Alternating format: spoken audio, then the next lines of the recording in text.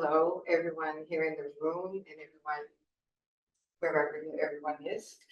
I'm very pleased to be here with Rain Bornstein. Yes. That was the difficulty piece, was to say that. Because this has been a relationship built in the last few years. Rain was first at ISCTE in 2013 because we hosted the first LGBT psychology conference here at ISCTE at that time, and we were hosting it. At the time, we missed each other because I had just had a child, so I was not here. But we met again in ISPA 2 years ago for the third conference, the third LGBT psychology conference. Since then, we've been working together because of a network that was created by you and has done a lot of work in getting people to have a space to dialogue and share information on trans issues and trans psychology in particular, but not only. But also supported a few work groups, one of which has been working together to put proposals for funding and projects together, which we have done. And so it has been long and hardworking couple of years, but now we have a chance to be together here in Lisbon again, which is good. And hopefully we'll have that chance many other times if the project is funded. Let's hope. And so this is really an opportunity to listen to you. And I'm very glad that you are here and very glad for the audience and for the audience at home. And so I'll just give you the floor to share with us your thoughts on conducting respectful research with trans populations. And I know you will introduce yourself, so I'll leave that to you. Thank you. Thank you very much. I'm really honored to be here. It's really a very good feeling to just be invited to fly over to Lisbon and talk about my thoughts and what I find important in research. And I'm really honored also for the people online. I know that people from also other continents are actually participating from the network that you mentioned, from LGBT and psychology issues. I hope that I can be understood well. Is my voice loud enough for everyone? Okay. If not, please intervene, and I don't mind being interrupted. So if you want to make a comment or give a criticism or have a question on terminology that I use, or maybe my pronunciation of my English is not clear, please bring it on. And we have people also monitoring the chat. So if people online want to say something, give a criticism, have a question, feel free to do that. People present here will relay those questions to me or to us. I also made some notes that I wanted to say, what I wanted to say in the beginning before starting with my slides.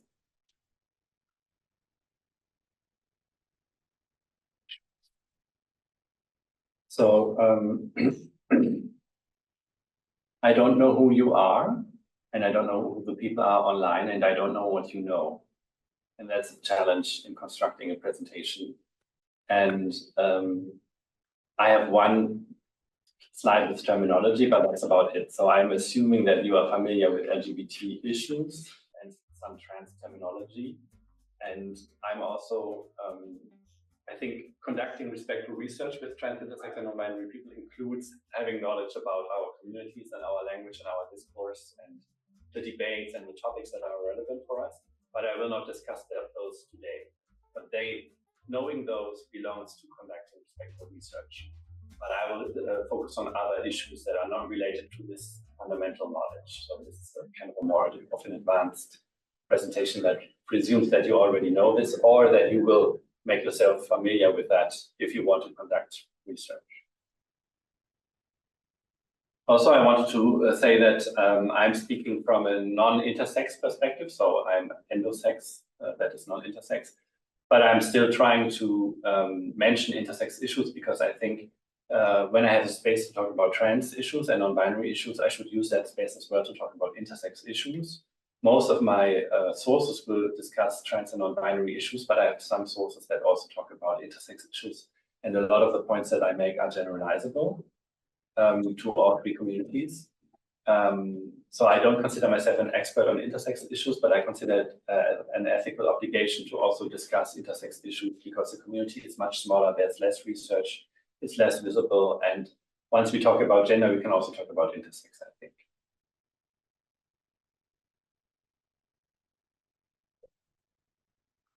And that's also actually visually represented in my presentation because my slides are using the trans flag colors. So I have a kind of a trans, my lens is like in trans colors, but I'm still trying to incorporate intersex perspectives. And the focus of this presentation is going to be on two issues. After introducing myself and the basic terminology, and after discussing with you why I think guidelines are helpful and necessary, I want to discuss the research process and its different stages and the aspect of the research team, how thinking through the research team is necessary for respectful research. And there's more aspects that I could focus on that I decided to not focus on because of time limits. So for example, we could look closer at the communities, we could look closer at trans issues or intersex issues and specific guidelines for those communities. That would be interesting, but we don't have the time to do that today. And I will have some discussion questions in the beginning, and we will also have space to discuss things in the end. And no one is forced to say anything, so you can just listen also if you feel more comfortable, just listen. So my name is René Rain Hornstein. In Anglophone context, you can call me Rain. If you were to speak French or German, you could call me René, it's fine. My pronouns are they, them, and I'm trying to get a PhD in psychology and trans studies in Berlin and Braunschweig at Sigmund Freud University in Berlin and Technical University in Braunschweig. They are cooperating through my PhD project. My research topics include internalized trans oppression. That is my PhD project. So I'm trying to theorize what is internalized oppression, how do I as a trans person oppress myself and oppress other trans people? What is that phenomenon? How can we think through that? And in later projects, I would like to look at what can we do against that, or how can we start empowerment against internalized oppression. I've been publishing about cis fragility with a group of friends of mine, that is cis people who are not trans, who behave in a trans discriminatory way when they are called out for their trans discriminatory behavior, and then go into resistance and say, no, I'm a trans ally, I can't be trans discriminatory, you must be wrong. So this kind of resistance is called cis fragility. It's modeled up on the term white fragility by Robert DiAngelo, and we wrote a paper about that concerning the cis, trans, and intersex and non-binary context. I also did some research about trans allyship, and you could also consider this presentation today as a kind of applied trans allyship in research, and also some research on trans inclusive universities. Yeah, I'm happy to talk about that if you have questions. I'm very politically active, which is also why I'm not really getting so far with my PhD at the moment, because we have a kind of a progressive government in place at the moment. And there's a lot of, there's like a window of opportunity after 16 years of a conservative-led government that now we can try to get some legislation done. And I'm actually working a lot concerning legislation and strategic litigation. So I'm also doing court cases and trying to advance. Actually, at the last conference, we celebrated a win of mine together because I just got the news that I won a court case when I was here at the conference. And we created this network at the last LGBT plus psychology conference in Lisbon. We called it GSSRD, Psychology Network, that is Gender, Sex, Sexuality, and Relationship Diversity Psychology, which is a kind of an alternative term for LGBTIQ. And if you want to join, tell me and I can put you on the mailing list. And we try to have like online meetings and online presentations as well. There's going to be one in the fall. I forgot about the topic, but we've got some stuff planned. All right. The terminology. So the basic terms relating to gender identity are trans and cis. So people who no longer identify with the assigned gender are called trans, and I write that with an asterisk that's like politically charged, and some people don't like it. And so in a lot of Anglophone contexts, people write trans without an asterisk at the end. In Germany, we use a lot of the asterisk, so that's also like a cultural thing. In Germany, we also say inter with an asterisk, and we don't use the sex at the end. As a kind of resistance against pathologizing, medicalizing language. But in the Anglophone context, that is not so common. So in this presentation, I use intersex. So trans people are people who no longer identify with the assigned gender. That is, cis people are people who still identify, which also means that cis people are people who have the potential to be trans. So there's some hope. And I don't, yeah, no one has to identify with that gender. That's what's assigned to them. There's options. And also, non-binary relates to gender identity as well, and that relates to identifying as neither male nor female. That's an umbrella term. There's a lot of different non-binary identities, and there's also a charged discussion if non-binary is part of the trans umbrella or not. I'm part of a group that says yes, but we could discuss that. Not important for today. You also see the flag. So on the left side, you have the trans flag, on the right side, the non-binary flag. And that's the level of gender identity. But if we talk about the level of sex characteristics, that is the body and how we as a culture interpret it in a sex way. We can also see that intersexuality exists, that is sex characteristics that do not fit typical binary notions of male or female bodies. You see in that definition that there's a reference to notions or norms. So intersex is relating to people who don't fall into those normed categories of what sex characteristics for men or women should look like. That's also already part of the problem. And the privileged term or the normative term, the opposite of intersex, is endosex or dyadic. Any questions? Everyone knew that already? Maybe. Okay. So I want to say what I'm basing my talk on. My main sources are Vincent and the CPAth guidelines. So Vincent published a paper with a lot of recommendations that I really recommend to you as well. And a group of people from the Canadian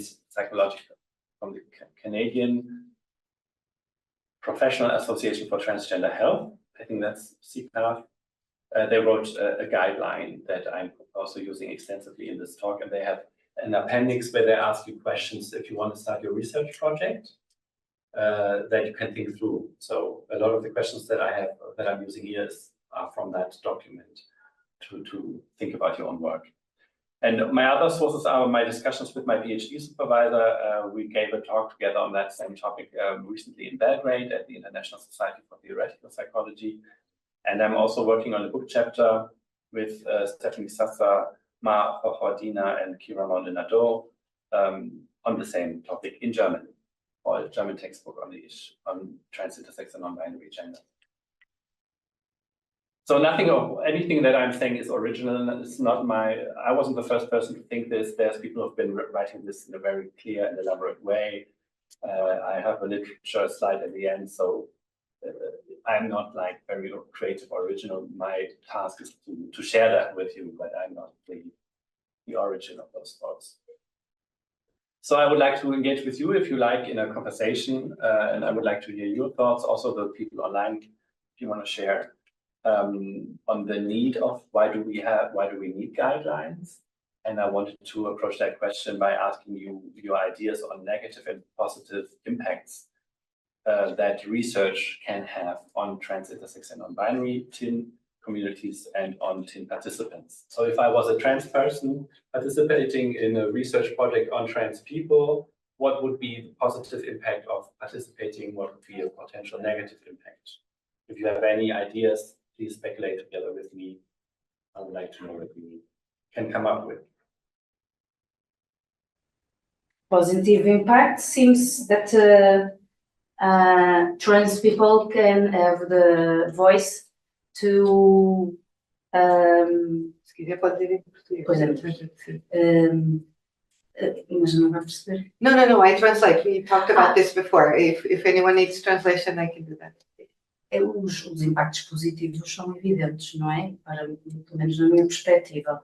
Porque ao estamos a estudar sobre algo estamos a envolver os atores em questão que têm algo a dizer. Okay. So the positive aspects are obvious to Mafalda in that there's space for people to say what their experiences are and to voice the community. How is that helpful? Why is that positive? If I talk about it, my experience. Because this is é expresso em primeira pessoa. Because you're expressing it from the perspective of the what's the expression in English of primeira pessoa? First person voice. First person experience or first person voice. Certain kind of things. Mm-hmm. No, and and me as a researcher, I'm not living the phenomena in a first place. You don't experience them as in the first person perspective. Exactly. So you will be the medium translating the experience from the lived experience to the scientific discourse. Exactly. And why is that positive? I have to think a little Yes, bit. please. Or could that also be negative? Is the implied question. Do you have any idea how this could be possibly negative? I have some ideas about the negative side, because it's not to say that ban other perspectives. I'm thinking, no. O que quer dizer? O que é verdade? I'm thinking in a philosophical almost way. Way. Yes. What is the true? What is the scientific knowledge? Who produces scientific knowledge? Yeah. Me as a researcher, cis woman researcher, or my knowledge is not valid because I'm a cis person researcher. Yes, I think it is, but I don't know. I think it's important to negotiate or to integrate in a way, which I don't know how is the most ethical way of doing it. You know? Mm-hmm. Yeah. I think there's issues of power always, right? Power. Open space to that kind of knowledge can bring to the spaces that usually this kind of knowledge were out. But I mean, from a philosophical or ethical, I'm going to pretend I don't I don't know some of the things that you, but just from a general point of view, research per se and ethically, we are responsible for the well-being of the participants, but the research per se, in general, participants do not benefit from the research. They contribute generally. So there's a danger here if we look at research with teen populations. When we do research with college students, we don't give back to college students. We they contribute to the production of knowledge, but usually participants of research don't directly necessarily benefit from research. So there's an issue here that I think in what you were saying, it's not necessarily obvious. You're providing a space for voices to be heard, but are the participants necessarily benefiting, the community necessarily benefiting directly from the research? And even, I think, even consider the participants as producers of knowledge, not an object. Not an object, that's the point. And that psychology did it very much, as we know. And history. And for instance, in our country, which is a very small country with small communities, you know, there are difficulties that are obvious to me, but I wonder if anyone can also talk about those, because I can talk, of course, talk about those, but I also wanted to engage with you in your perspective. I would like to comment on one thing that you were touching upon, the question of the identity of the researcher. I have like a whole chapter in this presentation on that. I would say, like on a philosophical level, we don't need to have the identity of the people that we research. And cis people can do ethical research with trans people, I would say, or intersex people can do ethical research with intersex people. But there's dangers and there's certain structures or patterns that we might reproduce from a privileged perspective on researching a group that we are privileged against. So I don't think it's impossible. And I often see the perspective that I need to be part of that group to research that group. And if we think that through, then very small groups won't be researched because the people don't have access to careers in research or don't have the power, are so marginalized that they won't be able to do that. So if we think that completely through, hardly anyone will do any research on intersex issues because it's a very small population.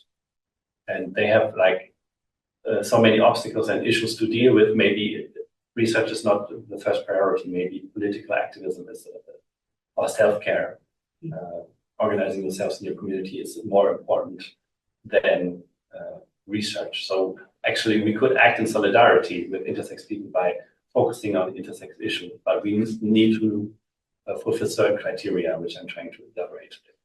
I'm also showing some chat suggestions. Sophie Süß is suggesting negative impact could be the activation of triggers. So people participate and then they talk about violence that they experience and they could be triggered by that, those questions, and how do we deal with that? Then also they could be not represented in the terms that the research uses. A lot of LGBT termed research is actually more focusing on LGBT, that's lesbian, gay, bisexual. So sometimes trans people are named in the umbrella term, but they're not focused on in the research themselves. Another negative impact could be exposed and outed through participation in the research. So your anonymity might be compromised, even if they try to protect your identity, because other people in focus groups could out you, or maybe you are so specifically located that it's impossible to anonymize you. For example, me, it's very difficult to anonymize in Germany because of my name and certain things that I've done that are very, very specific to me. And sorry to interrupt you. And here in Portugal, we have this same big issue because it's so a small. small community, it's a very small country. Yeah, I mean, Germany is a very big country. It's easier to be anonymous there because we have a big trans community. But in smaller countries, it's even more difficult. Yeah. Kata Wood is suggesting a negative impact, the extraction of the community. As Carla mentioned already, researchers have their own lenses of interpreting certain things. What are those lenses? That they can do potential harm if they are not aware of those lenses. And a positive impact could be that queer knowledge or queer knowledges can work against hegemonic knowledge, expand hegemonic academia, and create a queer academia. I assume that this is something that you also referenced earlier. Thank you to the chat. And is there anyone else present here who would like to add something to those questions? As a researcher, I should say, there's a lot of fatigue. I mean, there's fatigue in, I don't know, same-sex couples and families with children. There's fatigue in the teen community because it's a small country, and then they're over-researched, yep. And that people are always being asked to participate in studies, and one needs to think about that. It's just not okay to contribute to that pressure. Yeah, it can be exhausting to receive a lot of emails asking to participate in surveys or interviews. And you think, oh, I owe it to my community to share the knowledge and to give the data, but it's also like work and also emotional work. Mm-hmm. Did you want to say something? No, I was just thinking about I think everything was already said. I would like only maybe add something that I learned from other countries. That is important with certain communities where we are not so well informed, to have a mediator in the community to help us to do a fair work and to understand properly what we are studying. And I think that is one thing I would like to. So just I'm repeating it for the people online. Maybe yes. They didn't hear you. Sorry. No, it's fine, totally fine. So you said that it might be useful to have a mediator from the community that is studying to mediate between the community and the research team and translates also maybe like terminology issues, language issues. Yes, and also to help to focus on the real thing that we want to study. Because sometimes we are not so sure about what we want to study in the community because we're not so aware of the phenomenon. Exactly. So that's the phase of the stage in the research of identifying the research question. So actually engaging with the community to identify what is important, what is a relevant question to study. And I mean, we as researchers, we do, of course, literature reviews. We try to analyze the existing data and see where's the gap in the data that I can fill. What is an important question that has not been addressed? Of course, we have our own perspective on that as well, but maybe it differs from community priorities that maybe also belonging to political affairs, societal debate. For example, right-wing movements are weaponizing the issue of trans youth. So trans children and trans youth are very heavily ideologized topic. So it might be helpful from a research perspective to add to that discourse in solidarity with scientific methods. Thank you very much for the discussion. I wrote down what I think are the positive and negative impacts, but before telling you about that, I wanted to quote from CPATH with regard to trans people, but I think it can be generalizable to TIN people. We should ensure that the impacts on communities are considered with regard to other communities to which TIN people belong. That is on an intersectional declination like race, class, disability, religion, statehood, nationality, so that we don't homogenize the group that we study and that we think about trans people or TIN people as a diverse group and think how it might affect smaller subgroups, negatively or positively. So as I was mentioning, Vincent and CPATH or Bauer et al., I have a lot of things that they said in this slide. So negative impacts could also be concerning the past. And I say that as a researcher, we need to know our history. That means the history of our discipline and of science in general. And science has been very oppressive towards trans and especially intersex people, especially medicine with forced surgery and forced surgical interventions, conversion efforts, and pathologization. So we need to know this history, and also we need to know the history of like legislative or violence, oppression in the state that we are part of or that we are including in our research. So how has the state oppressed people or committed crimes against them? For example, a lot of laws that regulate how you change your gender marker required you to divorce yourself from a spouse or to get sterilized or to have surgery. So this is considered a breach of human rights, and we should be aware of that knowledge when we do research, because we could be regarded as part of that establishment that has committed the violence, and people could not trust us as researchers, and they might have a point with that history. Psychology, for example, has been involved in conversion efforts of people concerning sexual orientation, but also gender identity. Some communities, we've touched on that, especially trans communities, are over-researched, and researchers commit microaggressions. We were talking about having mediators who help us translate, and also they need to tell us and mirror back to us when we commit these microaggressions. For example, there's like a lot of chapters on terminology and language. The term transsexual, how is it pathologizing? Certain definitions of intersexuality are pathologizing. Saying what is your preferred pronoun instead of what is your pronoun. These things that they need to be learned. This is a language that you can learn to speak respectfully, and you need to know the community discourse, and you need to also know that communities have heterogeneous discourses. That is, some people in the trans community think of themselves as a man with a trans history and don't like the term trans, or some people use the term transsexual. So we should also be respectful to how people refer to themselves, be aware of certain discourses, and also be aware that certain terms are charged and negatively charged, and that some people might be really upset and offended if we use a certain term that for a different person in the same group might be an acceptable term. So there could be such suspicion concerning researchers and fatigue. You mentioned the fatigue aspect. We could waste resources. in our research. We could have like an expensive research project, but not conducted in a respectful way or reproduce stigmatizing terms or stereotypes. And that would be a waste of resources, also of the resources of the participants' energy that has been invested. We could advance our academic careers at the expense of the communities. We could neglect to share the results. So they could be in an academic silo, especially if they are behind the page barrier. You mentioned the giving back to communities aspect. We could stereotype and stigmatize communities. So we could publish knowledge that reinforces stereotypes and could phrase it in a way that doesn't safeguard against reinforcing stereotypes. So the contextualization of the data that we publish is important. We could use them, release the results out of the context, and we should be aware of actually there being certain societal factions that have an interest in using research to misquote it. So in our network, we've had a presenter from Texas who was telling us that everyone who's publishing that topic is aware that their publications will be misquoted, and they need to look at every sentence, how it is formulated, so that it can't be appropriated by some lawmakers who try to use it as a source to support a transphobic law. Positive impacts could be to make trans or teen lives more livable.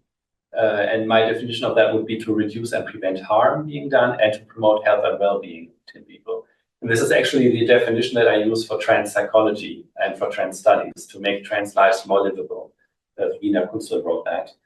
I like it because it's so short and succinct, and because it clearly sees research in a political context. Research is not objective and apolitical. We can use intersubjectively validated methodology, and that has a point, but it is not unideological. All research is judged and situated in a certain ideological context, and I would say that we should use research in a solidaric way. So our ideology will be in solidarity. We should produce community-specific knowledge, and if we successfully do that, it could inform policies to benefit in communities within legislation, but also within the medical sector, for example, or within the education sector. And for the individual, speaking their own truth can be cathartic. So it can, for the participant, can be beneficial. It can also be triggering and re-traumatizing, but it could also be possibly beneficial to be asked about certain experiences. For example, I've been invited to participate in a research project on, as a participant, on non-binary people going online and buying products online and being misgendered all the time by the software. And it could be cathartic to finally have someone look into this and produce some piece of research on that problem. And economically and in career development, the participants and especially the research team members can benefit from that research. So they could be paid for their work, they could get authorship recognition, and they have job experience. So I hope that I can sufficiently convince you that we do need guidelines. And now I'm going to try to present some guidelines, although time's already pretty far advanced. So I wanted to look at the research process with you. And I have a lot of slides concerning different stages of the research process, and I don't think I can talk about all of them, but I will give you a selection of those. So we have identification of research questions, and then the study design, the question of data collection, and then how do we analyze the data, how do we interpret the results, and how do we translate the knowledge in the scientific sector, but also in general society. And as a kind of a side principle, I say that we should consult teen communities if possible at every stage of those research phases. And also, I would suggest that we as researchers should also be active in society, in political life, consulting legislation, consulting the medical system in producing treatment guidelines, for example, or consulting teachers. So in the identification of the research questions, we should think of how do we position teen people? Are they positioned as other? Are they positioned in need of a causal explanation? So a lot of research reproduces stigma by saying we will find the cause for homosexuality, for trans identity. And this is not helpful. And if plausible results do indeed position trans and non-binary people as different from cis people, what risks exist for them if this information is believed and shared? Because we put scientific credence to this information. Is the study a tool for the legitimization of pathologizing teen identities concerning genetical research, eugenics? There's a lot of brain studies that are very binary, and concerning surgery, because a lot of medical surgery is very interested in operating on intersex people, because surgeons want to get experience on operating genitalia so that they can then use that experience to operate on trans people. Ask for those operations, but a lot of surgeons in Germany at least had followed the policy of intervening on very young intersex people to make the genitalia look more according to one binary sex. And this is considered mutilation by the UN High Commissioner concerning torture. So it's actually, the UN considers that torture and a breach of human rights. And there was an interest in medicine, especially surgery, to continue this practice. So a lot of intersex studies are actually out of endocrinology and the surgery departments of medicine, and it's very difficult to actually analyze them if they are fulfilling those criteria for respectful or solidaric research. There are some papers that I have in my literature at the end that did some analysis of this, and it's very difficult to identify that. Are teen people exoticized, fetishized, or objectified? And are the questions posed relevant for the group studied? So we could ask for feedback on the project itself, on the questions that we use, the research questions, but also the questions in our questionnaires and the interview guidelines, and then we could rearrange them or specify them, considering the feedback that we get from the communities. In the study design, the question is if teen people are meaningfully included. That also considers the literature. Are we quoting trans, intersex, and non-binary researchers? And a lot of the research is done outside of academia. So there's knowledge production that maybe doesn't fulfill the APA guidelines for quoting academic literature, but that still is relevant and valid knowledge production that we should incorporate into our body of literature that we quote. We should know that there's an overrepresentation of cisgender, and I would pose endosex researchers in the field that frames our understanding of transgender identity and experience. How can we include teen researchers? And we discussed it today, that there's a scarcity of professors who are trans, intersex, and non-binary. So who could maybe use their hierarchical positions to be the head of a research project. So what do we do if we apply for money and we have a lot of young trans, intersex, and non-binary people, but they don't have the hierarchical position to apply for a grant? So we need some solidaric cis people in power, but can we maybe get those young researchers to advance in their career? Let's see what happens with our project. And we could ask teen individuals to provide input regarding their experience when participating, for example, using a pilot study, optimizing the research process before the actual call of participation. This is the point that my PhD supervisor, Michael Václavic, also makes. And Galupo is a source that is focusing very much on cisgender researchers. So it's like a very short but intense paper on what cis people can do in terms of solidaric research that I recommend to you. It's like 2 pages. And also my PhD supervisor and I, we had the experience that it could be good to have a kind of a dramatic curve where at the end of the research process, be it a questionnaire, be it an interview guideline, we could end on a positive note. So we would ask for an empowering take on the research question, or we could ask on, do you have any recommendations for best practices, so that we don't end on trauma or pain. So I'm using the acronym LGBTIN here. So if LGBT on the one hand and TIN on the other hand, if we combine that, we have LGBTIN. Research is conducted, how will the data of TIN people be used? Because there's often a focus on only LGBT issues and perspectives, and how do we deal with different data sizes of the sample, for example.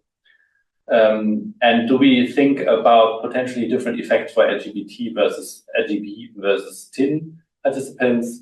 And what about the participants who are several of those categories? I mean, we shouldn't imagine TIN people as having no sexual orientation or being only straight.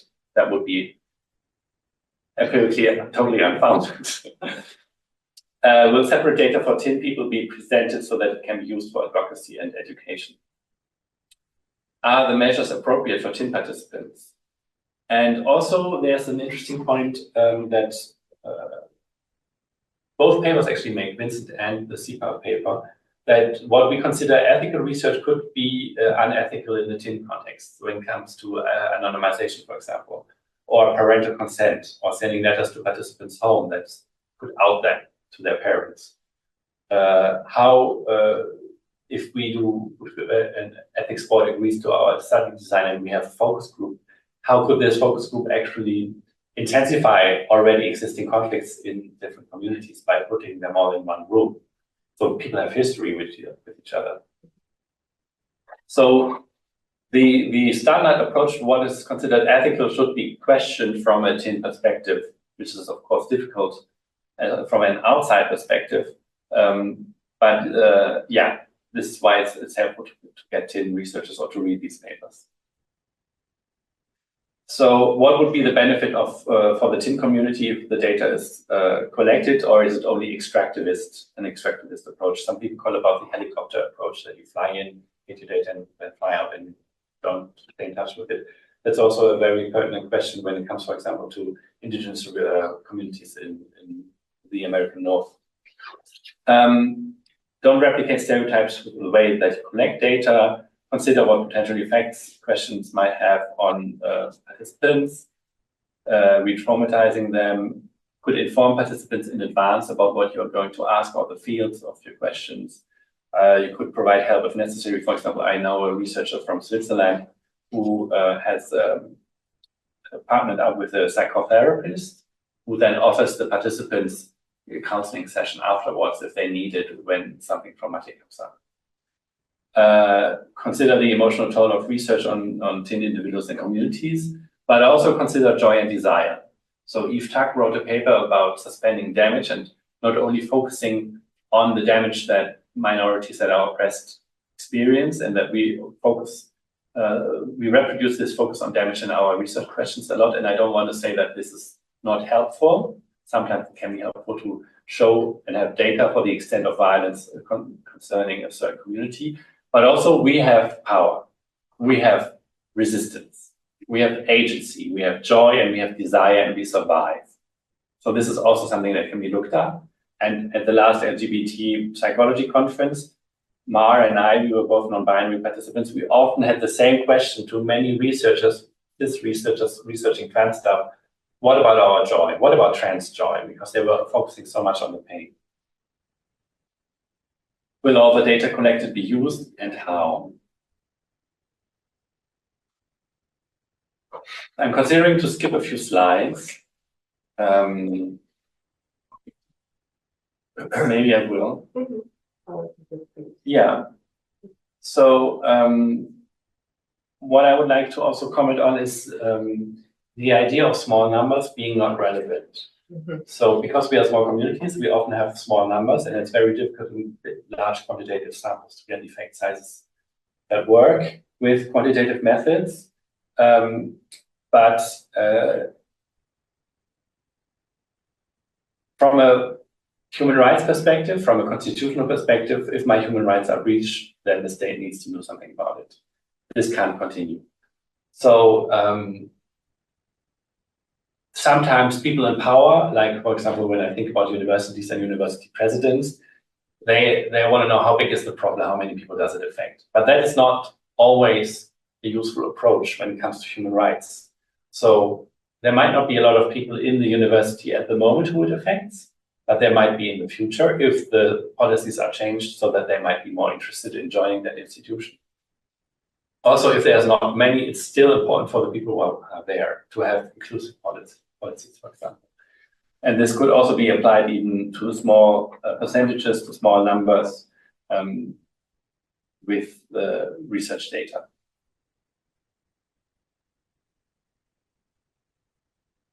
Okay, now let's get into a little bit of the juicy stuff concerning the identity issues that we discussed earlier. So reflect on how your own identity may have influenced the way that you interpret the results, as well as the whole research process, and discuss that in the discussion section of your research. And be aware that your identity, for example, cis identity, might influence the perception of the results by others. That cis people might be considered potentially more objective, presumably without a political agenda, or not an expert or an outsider. And if you are considered to be more objective, you could use this power also in favor of trans people, for example, in legislative processes, as an expert who is totally objective, has no agenda, and can tell you how it is. If you have that image, you can cultivate that and use it for the trans agenda. Let me state that clearly. Be aware of that. Be aware of that power. Include diverse perspectives by collaborating with TIN experts and asking for feedback, including alternative interpretations. What do you think these results mean? And discuss them in the discussion section. And beyond publications, support future TIN researchers, continuously training emerging researchers in respectful research. That also includes emerging cis researchers. So try to spread the knowledge with the emerging privileged people. How will difficult or potentially stigmatizing results be handled when it comes to knowledge translation? How will your results be presented? Can the communication of results be done in ways that may guard against misinterpretation of results? So if you are expecting that they might be misinterpreted, how can you present them that they won't be? Vincent actually uses the phrasing of, does your research explain how it should not be interpreted, as well as how it should be interpreted? Could your research results be misused by groups with hostile objectives? Can findings that reinforce stereotypes possibly be contextualized? For example, high levels of substance abuse or high levels of depression. And some people say, yeah, because you are trans, you are depressed, because it's a sin to be trans. So that could be an explanation. Another explanation could be you get more stigma and you are oppressed, and that is bad for your mental health. So contextualize. Also have a plan for the knowledge translation and identify groups who will use the results for their benefit, for example, political groups, medical practitioners, teachers, and involve them in the planning of the knowledge translation strategy. For example, have teachers consult you on how best to present the knowledge to reach teachers. Where do you reach teachers, or in what format? Medical people often only want a two-page summary and that's it. With a recipe. Yes, exactly. Best practice. This is how you do it.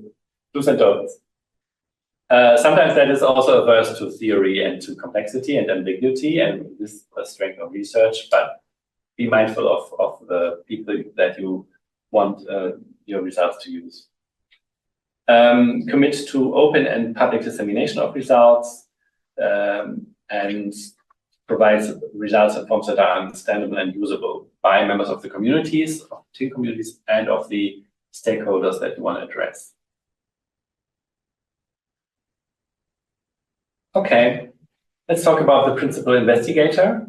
So what is your or your students' motivation to conduct research on TIN individuals? Hale has suggested some rules for writing about trans, and Hale says maybe it says more about yourself that you are interested in TIN stuff than about TIN people. So try to analyze that before you do the research. Be clear how you are invested. So how are you invested in the gender binary? How are you invested in coming off as the gender that you identify with? How do you deal with gender threats when you are misgendered? What feelings do you have considering TIN people? Do you objectify them in terms of sex? Are they attractive to you? Do you objectify them in terms of saints? Are they perfect and can they never be wrong? Do they have the morality? Are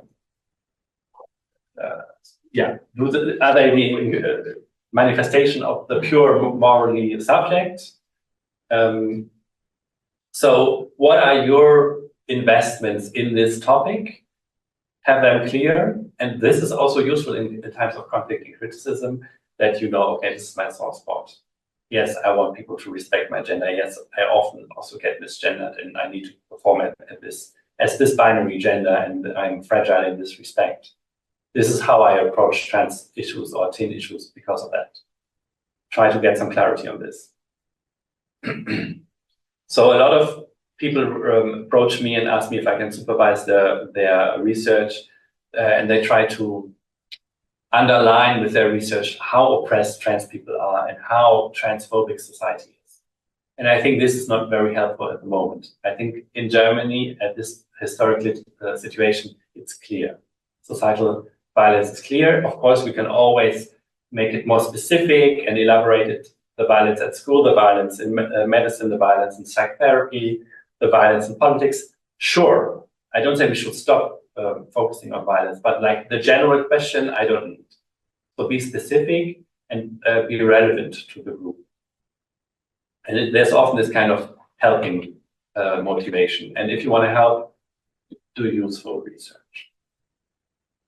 Reflect on your own social location, also on other dimensions like class and race.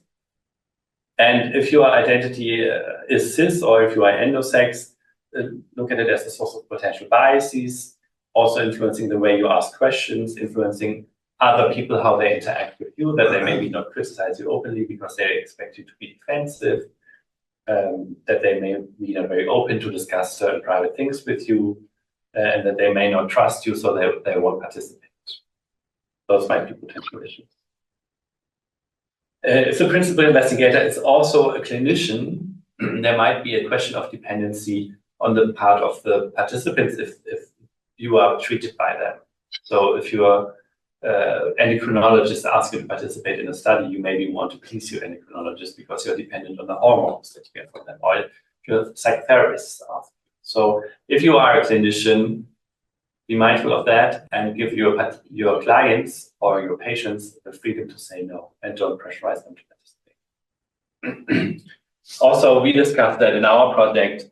What about conflict within the group? What about discrimination within the group? So in the research team, the principal investigator has a responsibility to use the power concerning setting a certain team atmosphere that is open to criticism, that is inviting to people to voice their discrimination experiences, and that thinks of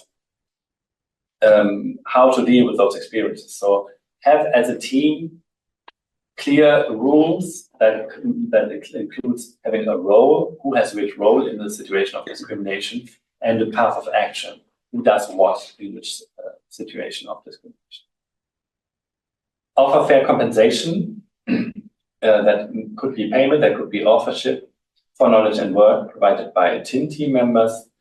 And are you prepared to take accountability for student projects, especially if they don't get completed or if they go wrong? So what do you do as a supervisor in that situation? Also, what I wanted to say concerning the institutional context as a principal investigator, if you are the boss of TIN people, make sure that, for example, the finance department doesn't misgender them when they pay them their salary, or that you have non-binary inclusive toilets in your department. These things, when they get an email from the institution that they work at, that the email reflects their chosen name. Very basic stuff, but this is what you use your authority for. To what extent are TIN people involved and represented on the research team? Consider if the researcher disclosure of their own identity as part of the community may be beneficial with regard to representation and power. For example, it might be more inviting to other TIN people to participate if they know that they are TIN people on the research team, but also, yeah, there's a potential for harm there. It might also reduce harm. If you disclose your identity, it's an ambivalent situation. Then there's a point by Mestre Martinez, who looked at research concerning intersex people and realized that there's a lot of trauma coming up when you do research with intersex people because of those surgeries against their will. And the interviewers should have training concerning dealing with trauma. And also there should be an action plan and a set of tools concerning trauma coming up during the research process with the participants, but also with the researchers. If I myself have a marginalized depression, Actually, I have that problem with my PhD. So my own PhD is triggering me, and all my experience of violence gets in the front of my mind when I theorize internalized oppression. So I need support in that as well, which is actually quite an obstacle for my PhD. All right. I think I want to end it here. Also, because of time constraints, people have to get their children from the kindergarten and from school. I'm very happy to have your questions, your criticisms, your discussions, including from the chat. These are the literatures that I used, and the ones in bold writing are the two main sources. And thank you very much. What are your questions?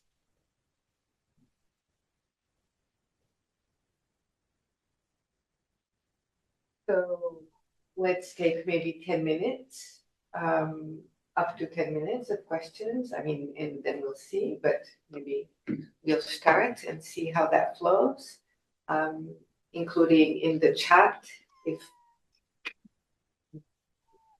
we're open. That's probably where they are first, actually. Because people are writing at home, so might have some of it. No, no one's writing here. Those are Once in life. the answer from the previous question. Yeah. So does anyone have? Oh, just comment. Yeah, I'm an anthropologist, right? And so it's very interesting to see that everything you've shown is actually quite good, and I agree 100%. And you could just translate it into anthropological methodology and project design, and it would be exactly the same. Yeah. Okay. And that's good. And you know, and that tells us something that is even better, which is the fact that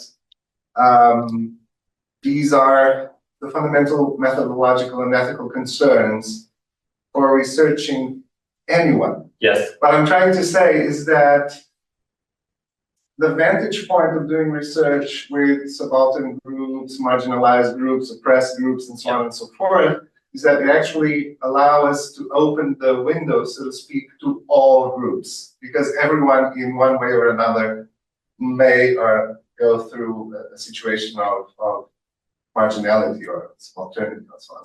So there's a coincidence, there's a happy coincidence between ethical concern with marginalized groups and ethical concern with a capital E in doing social science. And that you know, I congratulate you for that. But I feel very non-original in this. I think if you take research seriously, my talk is not necessary. Yeah. No, but the thing is that it's our concern with marginalized identities, groups, whatever, that has made us see the need for a broader ethical concern in doing social scientific research, which did not exist 30 or 40 years ago. So in a way, it was social reality, the existence of social movements, the coming out of lots of identities that actually penetrated academy and allowed us to see, oh, wait, it's not, you know, just indigenous people that make us think this way, or trans. It's actually, this is actually how we should have done it all the time for everyone. Yeah. And that's the path-breaking function of minorities, so to speak. We're actually opening the way for wider social transformation, not just for our sake. Yeah. And what I think is sad is that I often see a lack of translatability or like in individuals. Yeah. So if I know as a gay cis man, this is something that happens a lot in Germany, what it's like to be oppressed in my homosexuality and my masculinity and everything, I don't necessarily translate it into trans solidarity. Oh, yeah. So I was always hoping for some intersectional benefits from your own oppressed perspective to act in solidarity with other oppressed groups, but it doesn't happen. Never count on that. Never. So goodbye this naivety. Yeah. So we need presentations such as mine, unfortunately, to make that translation, but these basic principles apply. But I think the nature of privilege also includes that I have a certain ignorance about the extent of my privilege, I might have like a general criticism of privilege, and I might be able to sometimes deduce from my privilege analysis from one area into another. For example, me as a white person, I might deduce something that I learned about transness to racism, and sometimes it might work, sometimes it won't, because these discrimination topics are also very specific. So for example, one thing that I learned is that the visual axis might be important for some communities and work totally differently for other communities. For example, sexual orientation can be hidden, and we can perform majority sexual orientation, but race, not necessarily. So that also could cause conflicts between the groups. There could be a certain kind of, I don't know the English term, jealousy or envy on the part of the people who can't hide concerning the people who can hide. But also, the people who can hide might dream about not being able to hide and having to stick out for themselves. You see, so this is a very charged thing that I've learned, that we always need to learn specifically about that certain context of discrimination with that certain category, what its logic is. And it's not always translatable, but then when I zoom out, I see a lot of translatability. And I also, I want to comment on the issue of power of academia and research. So it does help to have this systematization as you presented, and taking a look at, you know, why am I interested in these topics, and why this research question, and because it is true that, as we were discussing at lunch, in academia, we don't have equal power of different voices, right? And so who is writing on Teen People for the longest time, right? So taking a look at that, and taking a look at how we can change that, right? And actually this one of the reasons why we've been working together, and I find it's particularly interesting perspective when you present this on this issue of solidarity and the allyship. So while you know, at the same time identifying the problems and saying what not and how not to do it, but also at the same time providing the space to you know, learn paths on how to do it and how to make it to have implications. As you were saying, I mean, I could never understand how my work, especially working with the populations that I've been working with in the last few years, how my work can be objective and not politicized or not political in what I'm saying. It is political, everything that I'm saying. And being able to, you know, acknowledge that power, and to acknowledge that at different levels, with the participants, with the team, with the students, with the teaching, with the institution. And so that's a very interesting perspective.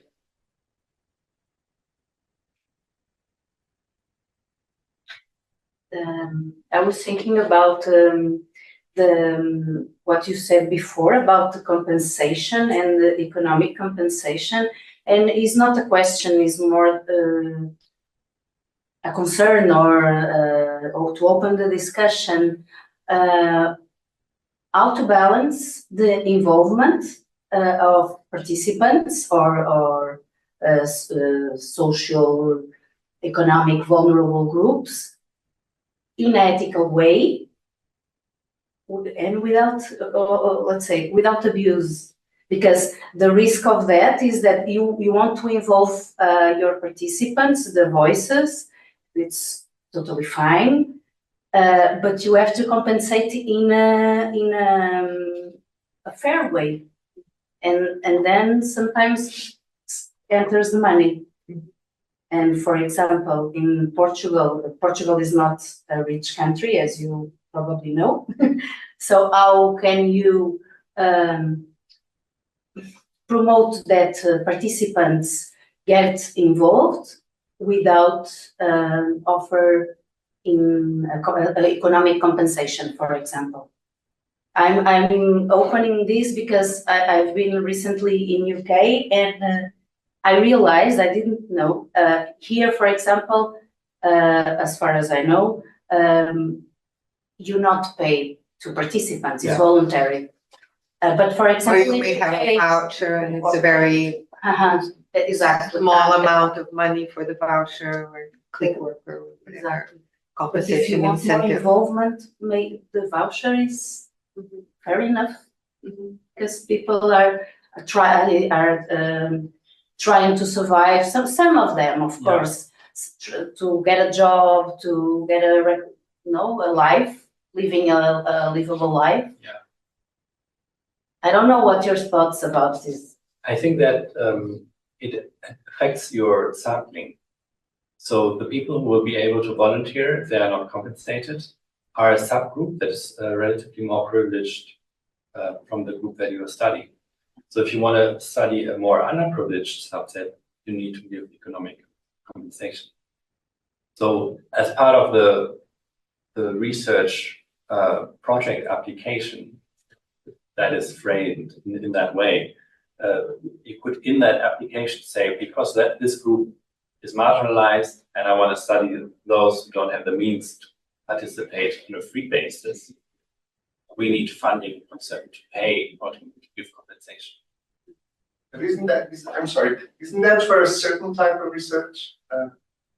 Yeah, Surveys It and may, Because if you do depends. anthropological research, that wouldn't be, It would, that would be the other way around, you should Yeah. not pay, because Right. you're actually going on this interpersonal relation for months and months and years sometimes, right? Depends, It's not- depends on the It's sort of an intersubjective thing, Yeah, sure. No, I didn't want to like. and also you shouldn't offer, like a car, because then you're not having free consent, because people will be just doing it because you're paying a large amount. So it is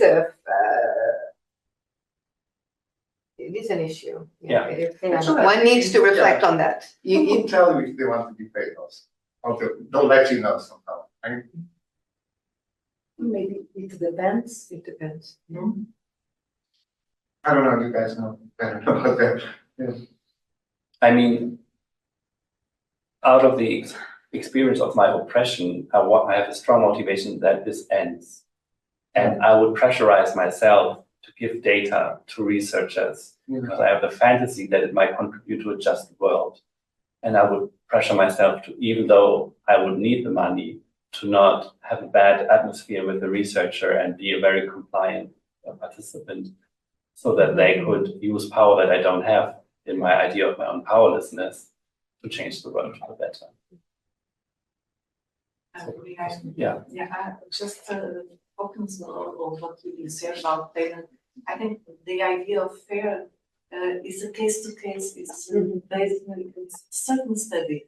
You hear the community, you are focused on the needs that they have, you just, I don't know. That makes sense. Yeah, it's a question of context, basically. Yeah. That way we can be fair, or try to be fair. Yeah, but this is the ethical philosophical aspect of it. What is fair? In which context? Who considers it fair? And this is why it's helpful to involve 10 people in the research conceptualization, because they will hopefully tell you if they have not already been corrupted by the power that they already have. Maybe we do. Okay, on that note, I will end this here. Thank you so much. We don't have questions from home as well, just say goodbye. Okay, nice. Thank you very much. So I think on behalf of the PhD program and the anthropology program, we want to thank everybody for coming, but especially you, Rain, and looking forward to possible new collaborations. And thank you so much. Thank you. Thank you.